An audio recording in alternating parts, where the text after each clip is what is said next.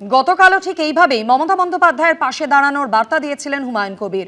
বিধানসভা উপনির্বাচনে রেজিনগর থেকে মমতা বন্দ্যোপাধ্যায় প্রার্থী হলে সমর্থন করবেন বলে জানান হুমায়ুন কবির।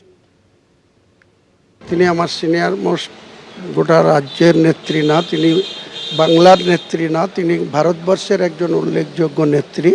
তিনার এই সময়ে বিধানসভা আসাটা জরুরি ছিল, কিন্তু হেরে গিয়েছেন, ভবানীপুরের মানুষ তাকে হারিয়ে দিয়েছে।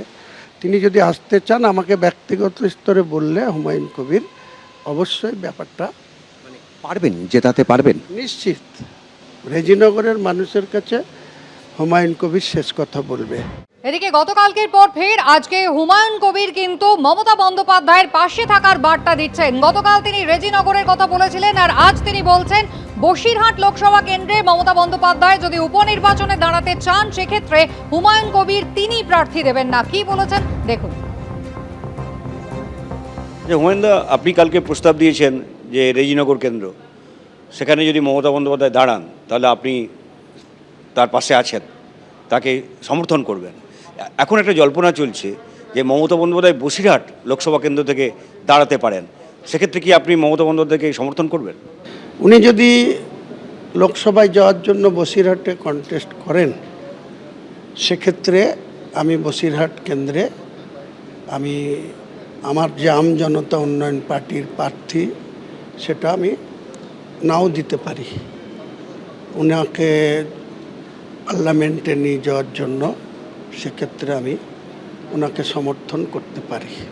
আপনি কি মনে করছেন যে বর্তমানে রাজ্যের যা রাজনৈতিক পরিস্থিতি তাতে মমতা বন্দ্যোপাধ্যায়ের পার্লামেন্টে যাওয়া দরকার?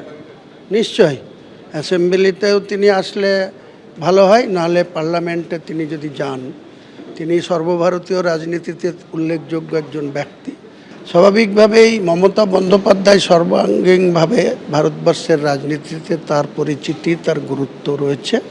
সেক্ষেত্রে যে পরিস্থিতি চলছে, যে একনায়কতন্ত্র ভারতবর্ষের বিজেপি দল যেভাবে সিস্টেম ব্রেক করে বা সংবিধানকে বুড়ো আঙুল দেখিয়ে তারা যেভাবে বিভিন্ন রাজ্যের ক্ষমতা দখল করেছে বলে যেভাবে চলছে, এটা চলতে পারে না।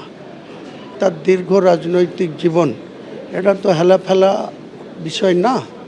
কাজেই বাংলার রাজনীতিতে, ভারতবর্ষের রাজনীতিতে মমতা বন্দ্যোপাধ্যায় একটি উল্লেখযোগ্য ব্যক্তিত্ব। এবিপি আনন্দ, এগিয়ে থাকে, এগিয়ে রাখে।